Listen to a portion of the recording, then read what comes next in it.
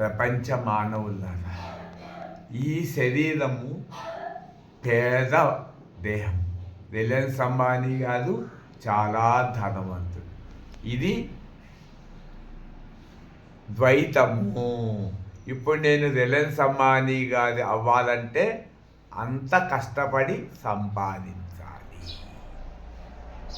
అదే గాఢ నిద్రలో నేను నిరాకార పరమాత్మను. ఆయన కూడా నిరాకార పరమాత్మ. నిరాకార పరమాత్మకి ఏం చేయాలి?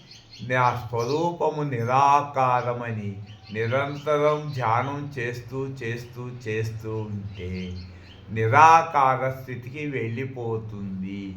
అప్పుడు ప్రతి ఒక్కరూ పంచభూతాలు దాటిన పరమాత్మ అవుతారు. అప్పుడు ప్రపంచానికి విలువ లేదు. నీ ప్రతి ఒక్కరూ పరమాత్మలే.